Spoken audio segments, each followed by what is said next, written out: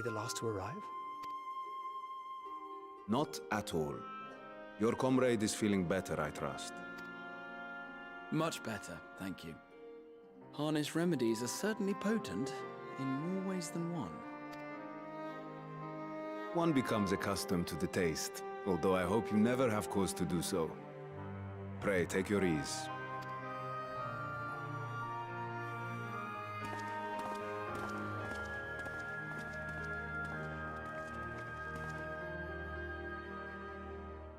Full glad I am to see you all unharmed.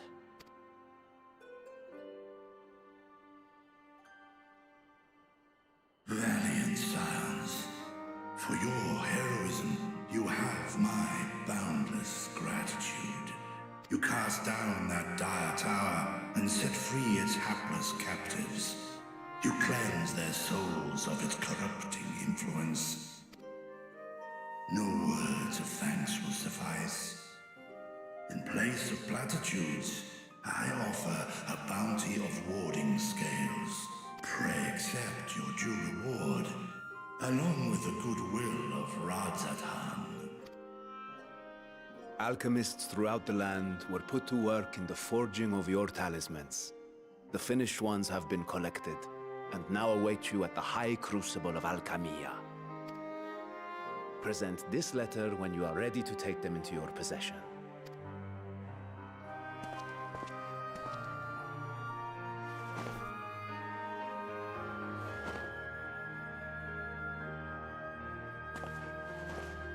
We are humbled by your generosity. Know that the inventive wisdom of Radzat will be vital in restoring serenity to our star. Every single one of those scales came from you, didn't they? You must still be in such pain.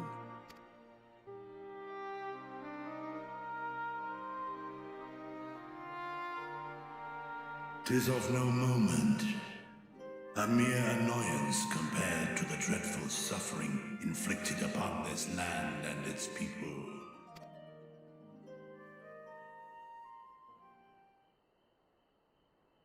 Albeit brief, my involvement in the Dragonsong War afforded me a glimpse of the myriad sorrows which consumed both dragon and man.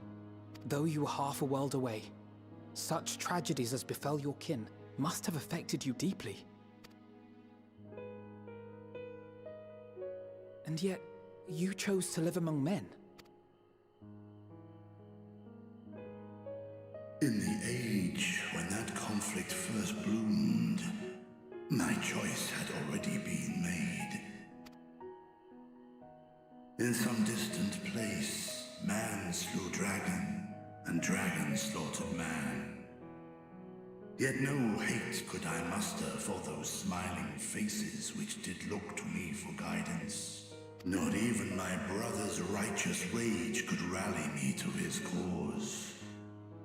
I huddled here, secret and still, hoping against hope that which I had built would remain untouched by the chaos and carnage.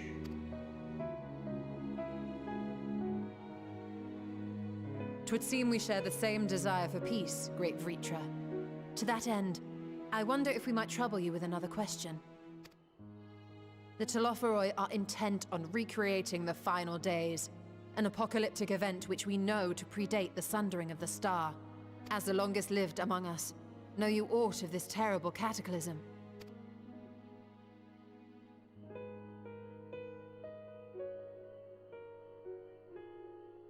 Nay. When war and strife drove my sire from his home, he crossed the great expanse with only our unhatched eggs as company. He alighted upon a shattered source, its 13 reflections long since scattered beyond the rift. Of events preceding his arrival, he knoweth naught, save that which Hydralin hath deigned to disclose. I see. So again, 'tis the inscrutable Hydaelyn to whom you must look for answers.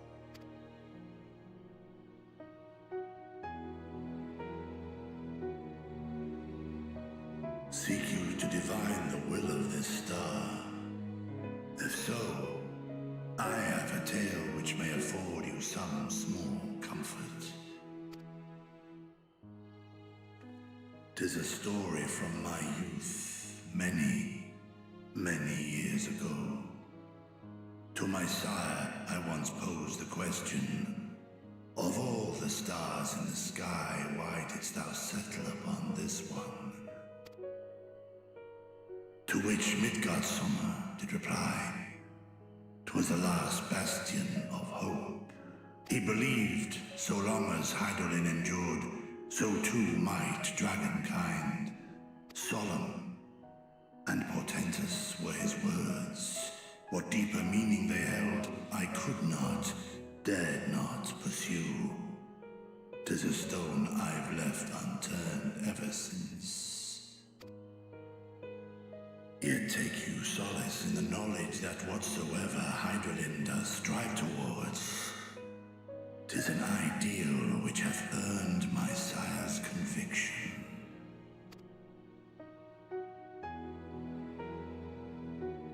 Thank you, Vritra. You've given us warm reassurance in a world gripped by cold uncertainty. While I'm sure we all have a great many questions, I think it's time we collect the talismans and be on our way. Our fight against the Telophoroi is far from finished.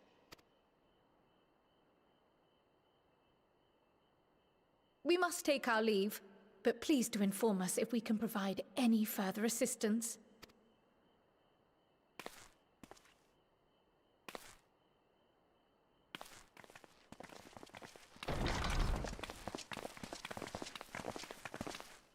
Prithee, a moment.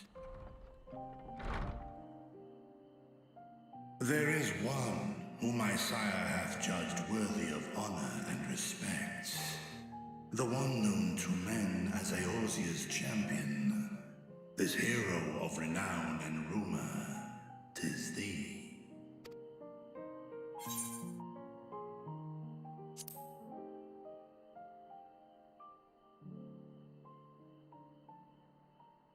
I knew it to be so. From man and dragon alike have I learned of thine exploits. 'Twas a revelation most pleasing that thou, a child of man, had gained Midgardsummer's trust. But alongside mine elation runneth a rivulet of dread. For upon thy life's reel wind too many threads of fate, power, weal enmeshed with woe. Amidst this tangled knot thou shalt know no rest. 'Tis an endless confluence of forces, a struggle without surcease. More terrible still is the attrition wrought upon thy companions, as they are swept up in the storm of thine existence.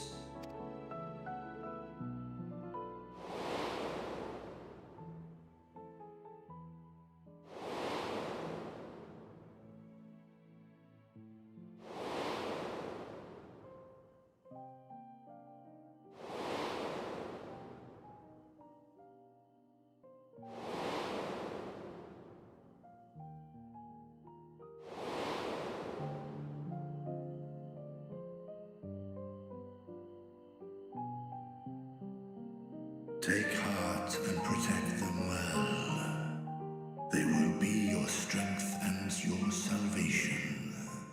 The hope thou wilt need come the end. Even cowering behind my curtain, I know the suffering of the powerful. I have watched my siblings driven mad by loss. Thus do I exhort thee to spare no effort to keep thy loved ones safe.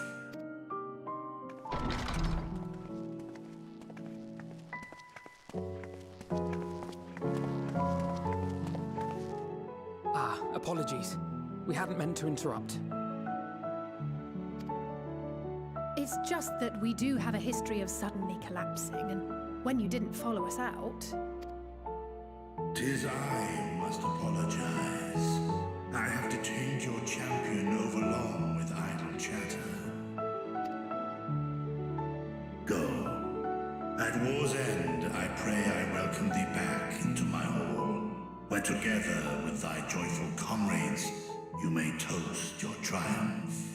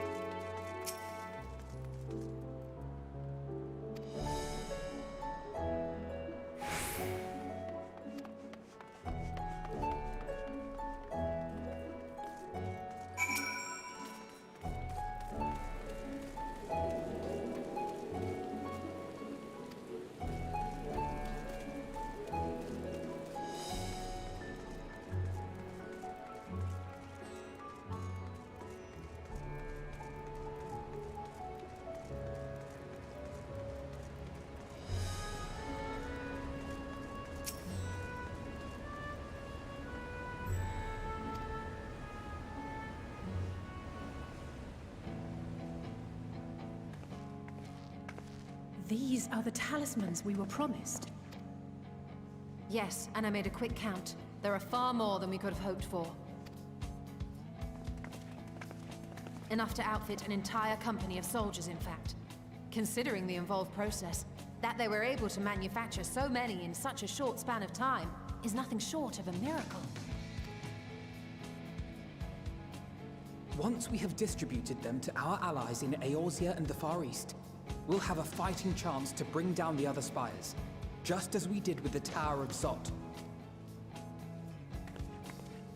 Or we could use them to invade Garlemald proper, and strike directly at the Telophoroid's base of operations.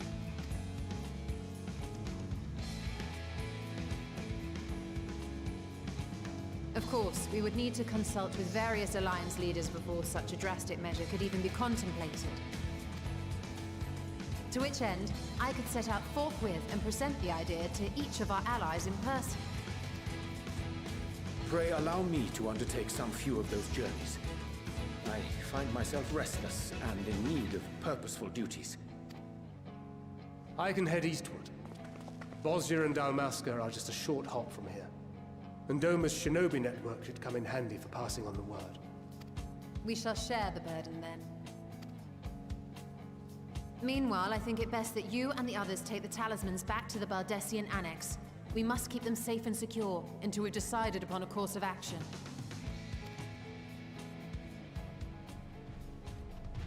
Please, I must speak with you.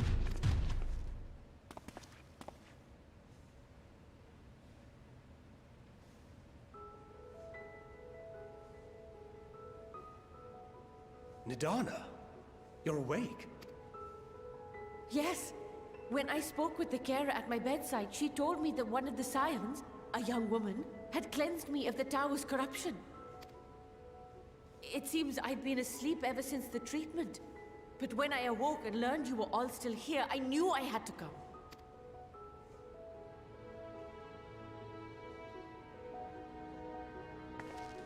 As you said, Nidana was captured only recently. Such a brief exposure is swiftly cured, so I tended to her before we gathered at Megaduta. And I am truly grateful that you did. I cannot thank you enough. All of you, for everything you've done. Destroying the tower, rescuing our people. You've saved Thavnair from an awful fate.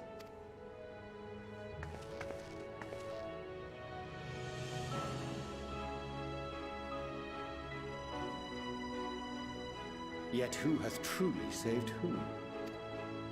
Due in no small part to thine inspirational courage, the alchemists were successful in reproducing warding scales of proven efficacy.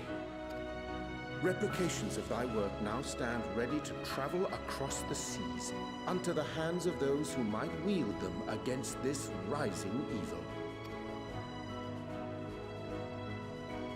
The talisman? Is this true?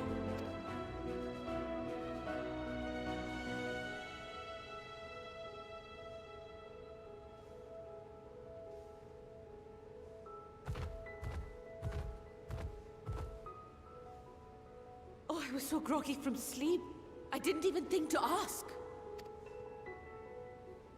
Oh, our great work sent across the seas. It was worth it. Oh, it was all worth it.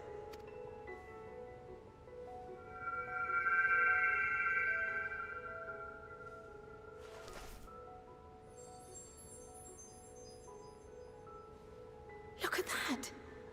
Its color is completely changed. What do you have there?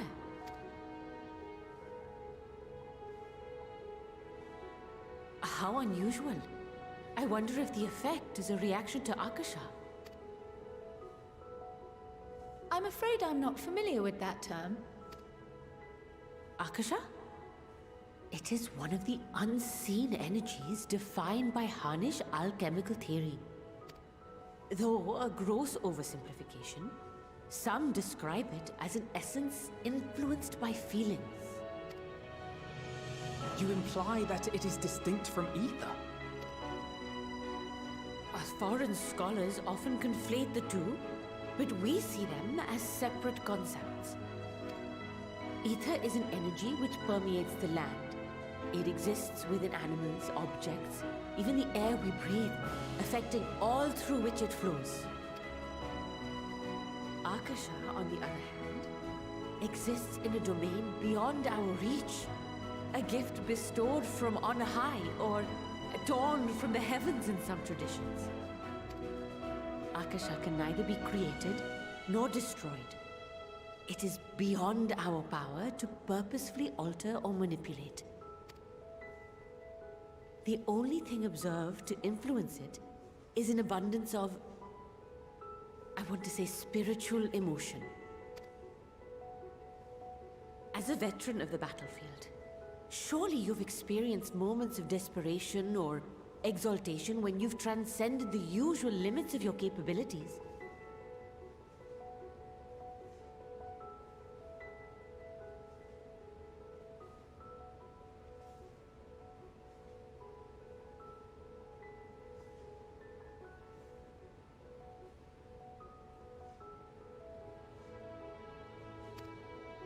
That is a manifestation of Akasha, the invisible essence harnessed by I really must hear more about this theory. Our disciplines are based entirely upon the idea that ether is the fundamental form of all energy.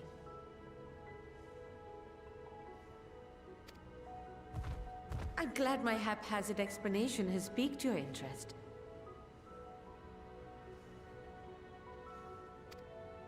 But even for us, Akasha is a somewhat abstract field of study. A lack of practical application lends itself poorly to formalized research. Which is why my analysis of your flower can amount to little more than idle speculation. I am sorry. Nonsense! You have nothing to be sorry for. Your insight is much appreciated.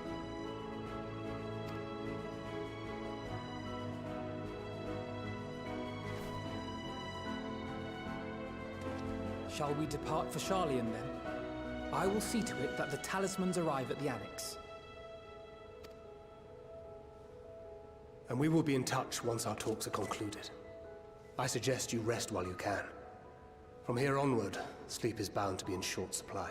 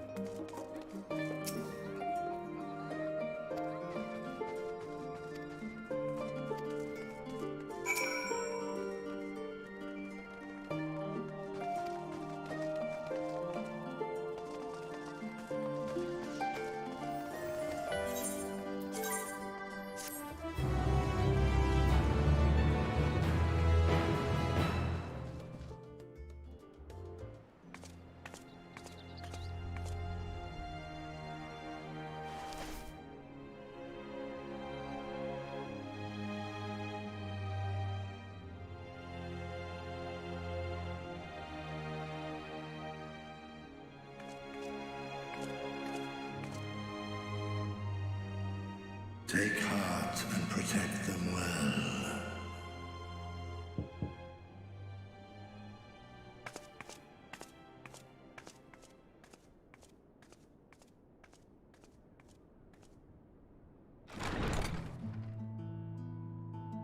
Good, you're here. You haven't eaten yet, have you? We've bought quite a spread if you're interested. Only the finest dining from the last stand.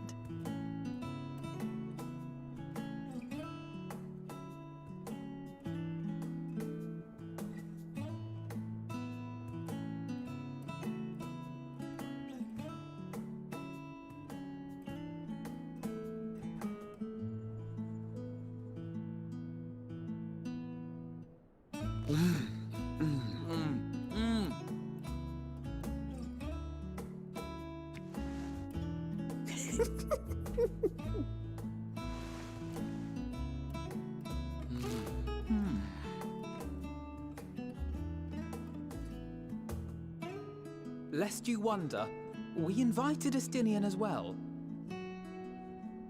But he refused with a rather grim-faced, "No, thank you." I suspect Charlian cuisine is not to his liking. Oh, I don't know about that. Perhaps our lone wolf just needed some time apart. What? To perfect his brooding stare? Next time, I'll drag him out by the ear, sit him down in front of a Charlian feast, and see that he eats every last bite. An excellent idea. Of all people, warriors must take proper meals and rest if they are to maintain a healthy constitution. Poor Estinian, beset on all sides.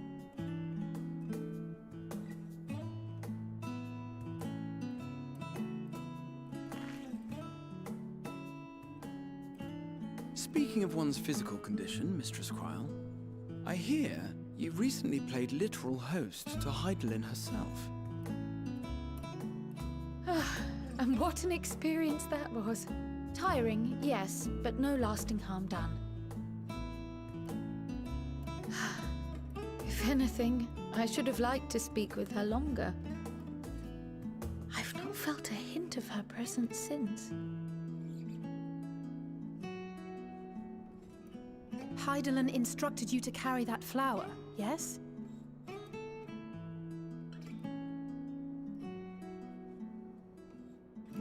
Twill be your guide, test and proof of your conviction. And then something about seeking joy in darkness, was it?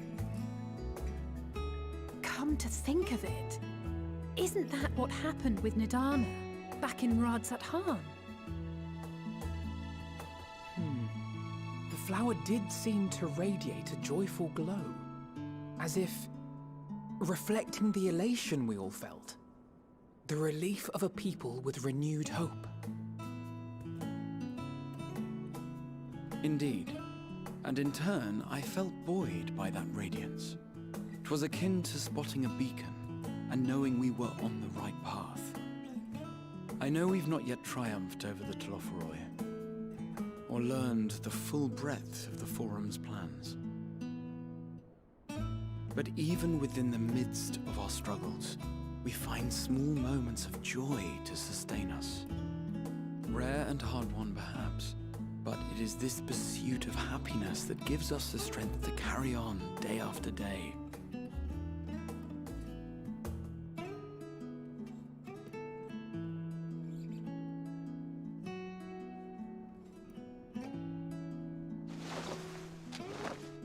Hey, that's mine. To the swift the spoils.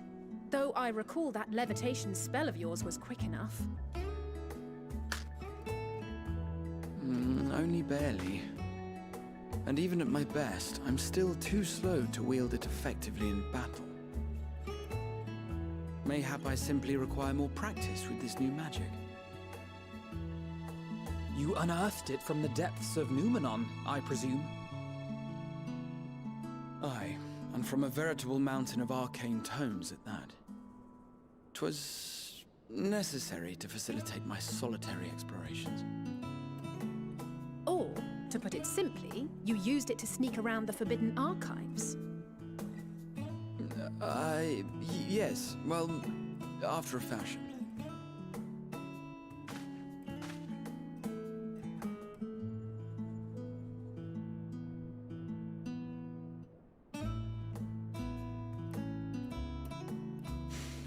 They're tall, you see. The shelves, they're too tall for me. And I could hardly move the library's platforms without attracting attention now, could I? Oh!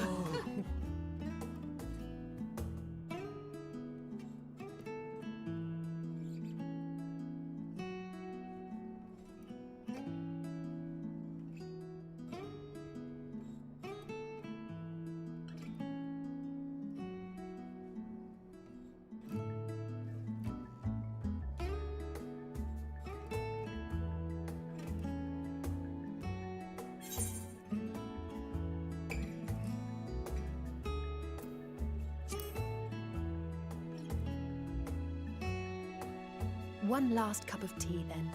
Dickon said this brew helps relax the mind before bed. And gave us some leaves for free.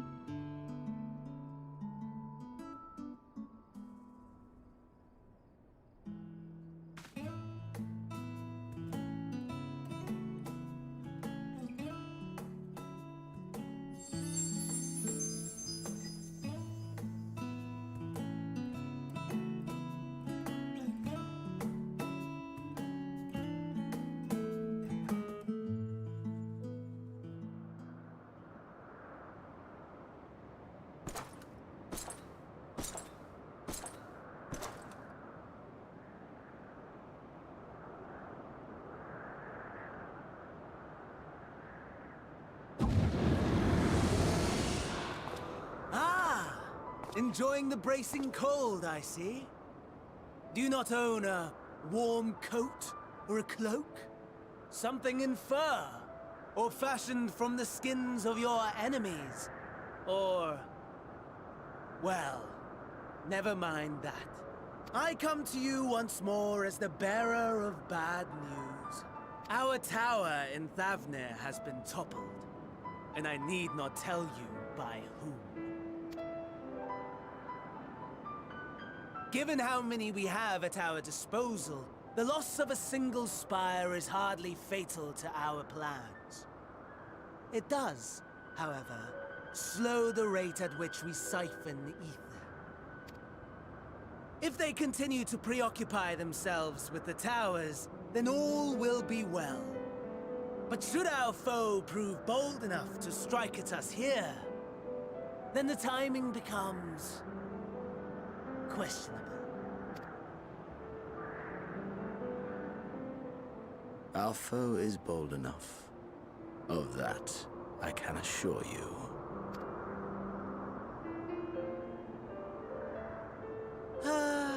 Yes, very well then. I suppose I must prepare a proper welcome.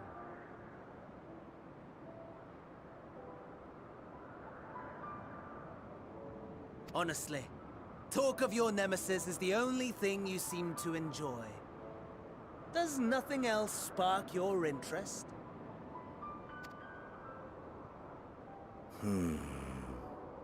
No. All else is... equal. Equally tedious. Equally disappointing.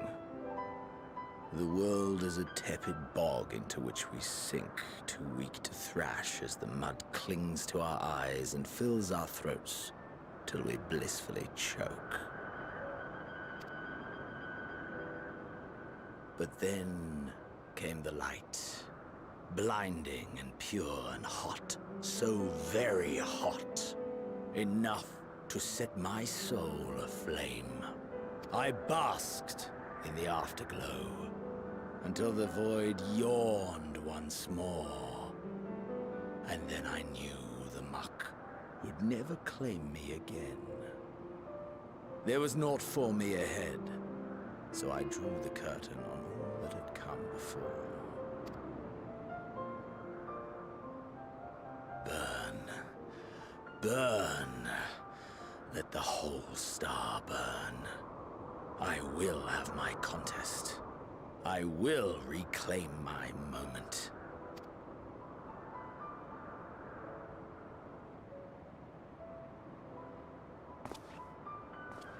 How wonderful that the emptiness of death has not dissuaded you from committing your life to its pursuit once more. I don't know whether to envy you or pity you. You question my disinterest, but what of yours? Despite your noisome antics, I sense you take little pleasure in this endeavor. Mercy, my lord. Such pointed barbs from one who barely acknowledges my existence. Nevertheless, you are mistaken. For I do find this part somewhat enjoyable. You see, when I was mortal, I would always have the same dream. It was a fragmented thing, disjointed, all the faces incomplete. The setting, too, was unknown to me, so I thought it simply a fantasy of my sleeping mind. Until one day, I realized it was showing me the truth. Much as your dream of the final days enlightened you.